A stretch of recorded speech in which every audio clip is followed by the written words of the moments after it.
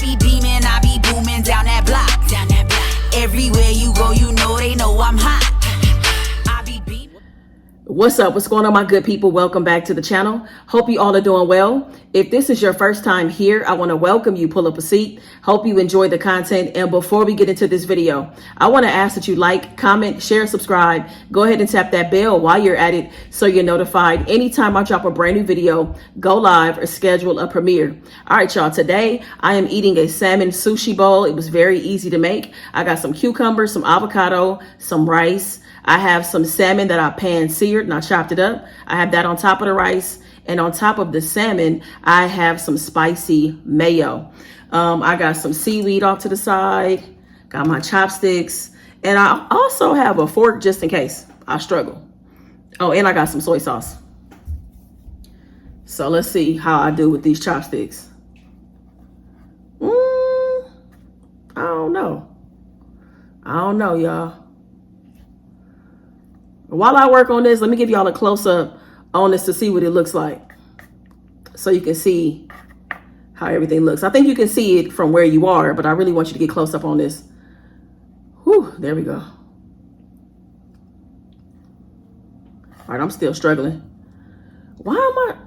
You know what's so interesting? I'm like, why do I struggle? Okay.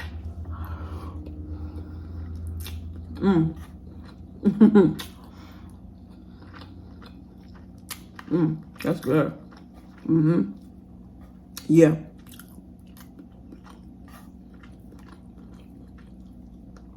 All right, let me give y'all a bite. Because that first bite, I was struggling. I'm still struggling. I don't know why I struggle when I eat sushi on camera. You know what? Probably because it's so high. I need it to be lower. I do. Like, I'm pretty good with my chopsticks, I feel like, usually. Can y'all see? I knew something was gonna fall.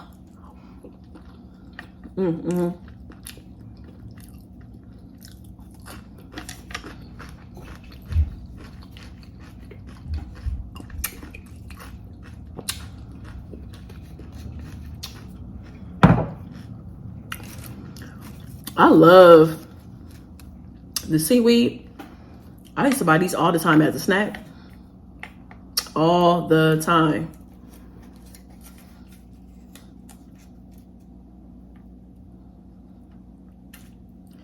Little avocado. Just go on there. Thank you. I feel like I want a little more spicy mayo. Bye for y'all.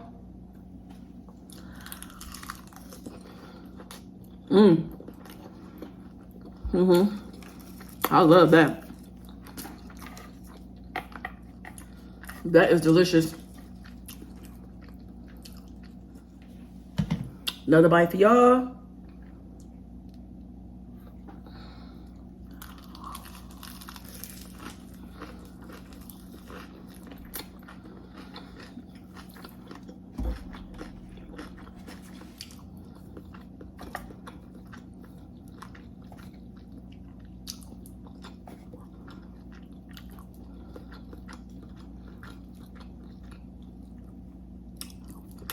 This is so good. I'm glad I made this.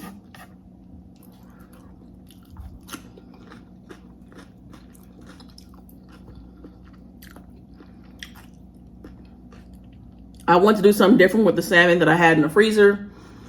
I didn't want my avocado to go bad. So I'm like, what can I make? And I love sushi.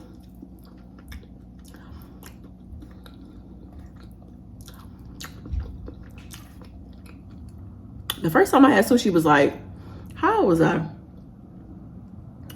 I probably was like 23, 24. It was one of my coworkers that took me to go eat sushi. She showed me how to use chopsticks and everything. She was so patient with me, bless her heart, because I was struggling. Oh, I had a hard time.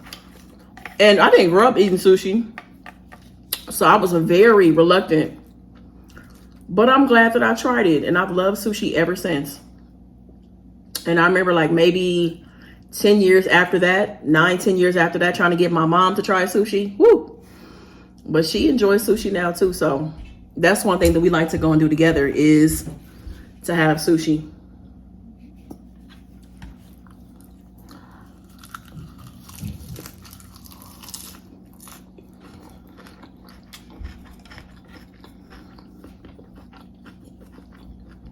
Mm-hmm.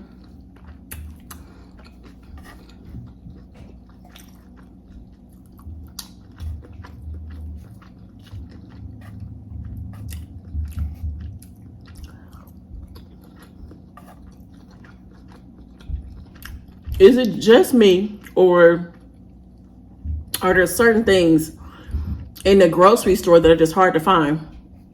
Y'all tell me some things that you struggle finding in the grocery store that you used to be able to find. One thing I'm having a hard time finding, I mean, I had some, but I was running out. I have a little bit left, is sriracha. The last 2 trips to the grocery store, I have not been able to find sriracha.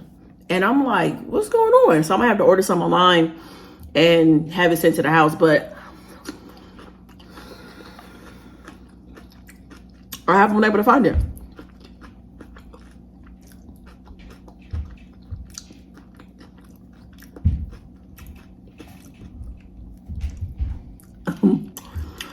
As I was starting this video, I was gonna tell y'all that it might feature my neighbor. So y'all might hear my neighbor. And it's so funny because I heard on my cousin's video when they talk about Wally the Walrus, their neighbor. My neighbor is Bam Bam. And here's the funny thing. I didn't hear Bam Bam until I was here for about 2.5, 3 weeks. And it's interesting because it's not every day. It's not every day. And when it does happen, it's after 4 and it stops at 8 because Bam Bam goes to sleep. But when it happened, I remember my mom was here and it was just loud. Like it was just all this thumping and banging. And we was like, what is going on? And so we had to give the kid a name. It's a child. It is a child for sure. I've never seen the child. If I had to guess, maybe it's like a custody situation, or I don't know. I don't know what it is, but it's not every day. So as I was trying to get set up, Bam Bam was bamming. Like, I was like, well, Bam Bam might be in the video. So now let me tell you what's interesting though. So I just feel like it's one of those things that comes along with apartment living. Like, what can you do? I'm glad that it's not all day. And it's just one of those things at this point. You know, I don't feel like it's excessive to where I need to say anything to the front office or anything like that. But, you know, it gets pretty loud. Like, and I mean, and it sounds like that the child is, I don't know, slamming several things. And then sometimes it's a lot of running back and forth, just consistently running back and forth. And this is what's interesting, though. If you haven't watched my previous vlog, I talked about how I'm experiencing sleep anxiety, where I'm having a hard time sleeping at night, like sleeping alone, because my mind just goes to a bunch of possibilities of things that will probably never happen. You know what I'm saying? So anyways, I remember laying in the bed one night and it was probably like, it was late. Bam Bam had been asleep, but I was like, dang, like I could go for Bam Bam's noise right now just to kind of like comfort me a little bit. I felt like the noise would have like helped me go to sleep in a strange way. It would have been helpful. So that's the interesting part. But yeah, like I feel like at this point I'm kind of used to it. So, but I wanted to tell y'all because you'll probably be hearing it. Like, what is that? So yeah.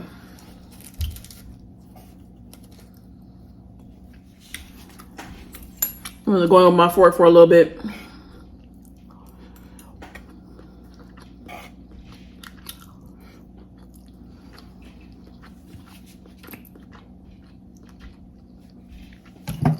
I'm definitely gonna make this again and put more stuff next time.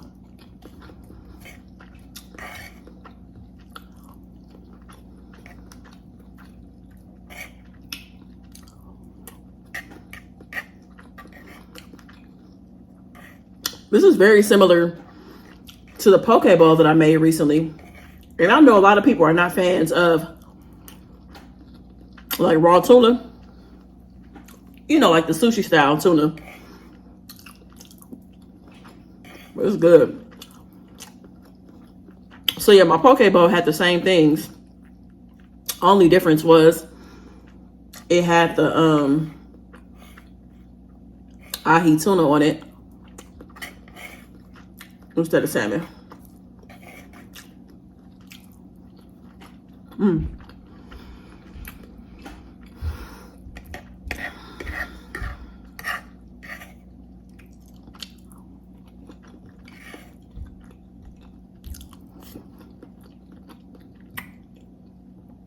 about to get into a viewer topic. So I'm gonna move this out the way and I'll come back with the topic. Stay tuned, y'all, because it's a doozy. It's a good one. All right, I want to see what y'all got to say. All right, I'll be right back. Today's video is sponsored by Nakano Knives. I've been lucky enough to use their Santoku knife for the last few weeks, and it's been a game changer. So, do I have a set of knives in my kitchen? Yes. But when I'm cutting and chopping, I have to choose the right knife. And that's where the Santoku comes into play, because it's a handmade, all-purpose knife with an extremely sharp blade. So it doesn't matter if I'm cutting up steak, ribs, chicken, veggies. It just cuts through everything effortlessly. So, if you're looking for a gift for Mom for Mother's Day, Father's Day is around the corner, a retirement gift, housewarming gift, birthday, this is a good option. Check out their website, link in the description. Enter Rhonda's Real Talk when you check out for 20% off your order. Before I get into the viewer topic, if you have a topic or a question that you want me to ask here on the channel, go ahead and hit me up at rhondasrealtalk@gmail.com, or you could DM me on Instagram at Rhonda's Real Talk. All of my contact information is in the description box below. All right, so here we go. This message is from Siobhan. She says she was okay with me saying her name. Okay, so she says, my husband and I have been married for 8 months. He is my person, the man of my dreams. All is well between us, but there's an issue with his family. As soon as we got married, they flipped the switch. They started bringing up his last ex every chance they got. My husband was with her for 6 years, and his family makes it very clear that they wish that she was still around. I've gotten along with his family since I met them, so the switch up really caught me by surprise. They talk about the ex so much that I no longer feel comfortable attending family events. My mother-in-law's 60th birthday is on June 3rd, and I told my husband I don't want to go. Am I wrong for that?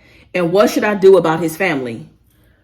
That is a tough situation. I had a couple follow-up questions. My first follow-up question is I wanted to know if her husband has confronted his family. She said no. She said that it really bothers him. He loses sleep at night about it. He feels very stressed because he feels like he's in the middle, but he has not talked to his family at all. You know, when it started happening, he thought it was just like a once over kind of thing. It would just kind of, you know, they just brought her up randomly, but they bring her up often, the ex-girlfriend, and he hasn't talked to his family collectively, individually, nothing. Like, it's almost like he doesn't know what to say, how to confront everything. So he hasn't confronted his family. The second question is, I wanted to know how the ex came back in the picture. Like, if she, you know, if she wasn't being brought up before, why is she being brought up now? Especially y'all married, like, why now? And so I wanted to know, is her husband still cool with his ex? Like, is that how this all happened or what? So she said that he is not cool with his ex. Once they broke up, they didn't get back together. They don't have the same circle of friends. They didn't try to continue a friendship. They don't follow each other on social media, nothing. Like, she never had any problems with the ex-girlfriend, nothing. So what she did say was that her husband's sister, shortly after they got married, reconnected with the ex-girlfriend on social media. And I guess that opened a can of worms. Like, they started missing, you know, her being around, missing her cooking, missing her game nights, like all this stuff. So it's almost like anytime they're talking about something when they're all together, they find a way to bring her up, you know, because she was around for 6 years. So she was a part of a lot of things with their family. And, you know, now that the sister-in-law is reconnected with her on social media, they're like bringing her up, you know what I'm saying? So,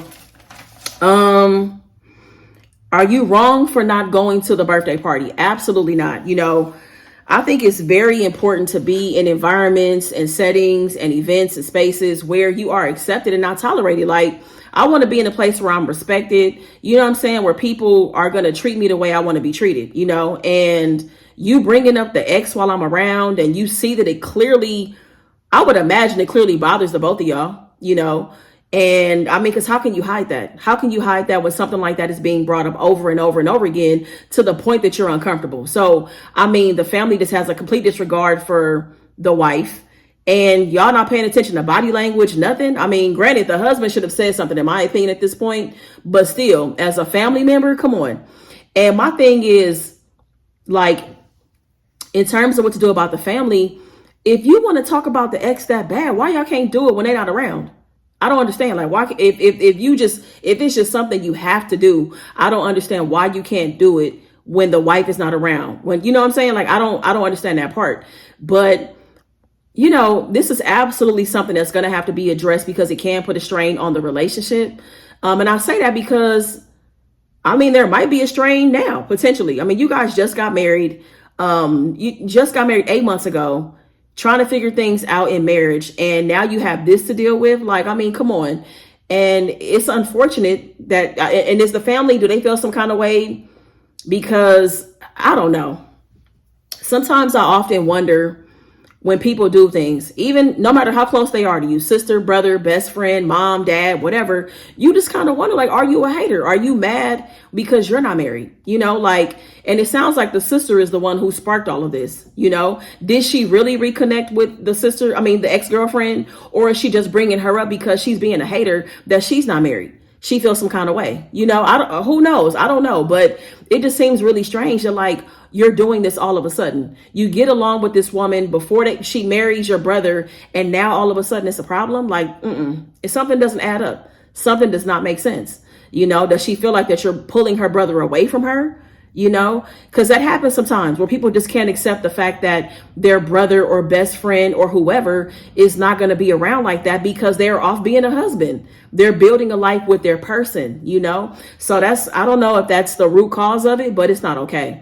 And I definitely feel like your husband, that Siobhan's husband, needs to address this with his family immediately. You know, there needs to be a conversation so that they are aware that it is a problem, that he's not okay with it. You know, because when you don't say anything, people start thinking that you're okay with stuff, and they keep on doing it, and they take it to new levels. It gets out of hand, but you don't reel them back in, you know? So there is, to me, a responsibility for Siobhan's husband, your husband, to absolutely address this with his family, because it puts you in a position of, you're already uncomfortable.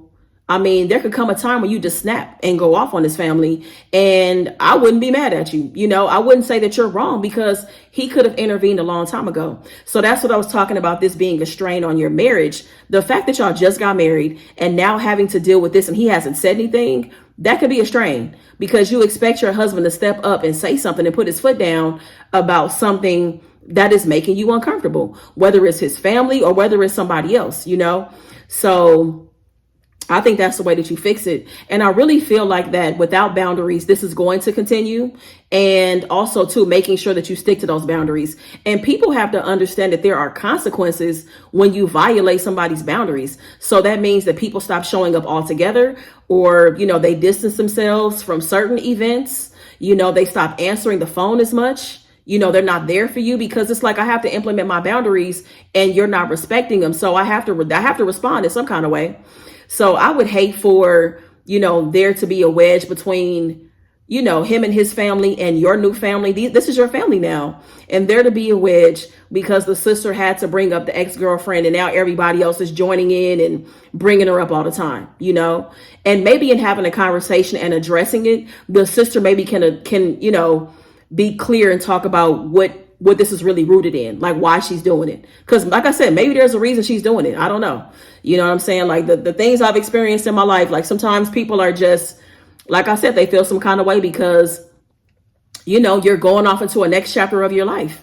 You know, you're not going to be as available as you have been in the past. And that may be how she feels as his sister, you know, with him getting married, you know, because now you as his wife, Siobhan is his wife, that you're now the top priority, you know. So I don't know. That's a tough situation. Very, very tough, because I mean, who doesn't want to spend time around their in-laws and like build and, create new memories and go to so-and-so's house and have cookouts and celebrate the holidays. Who doesn't want to do that?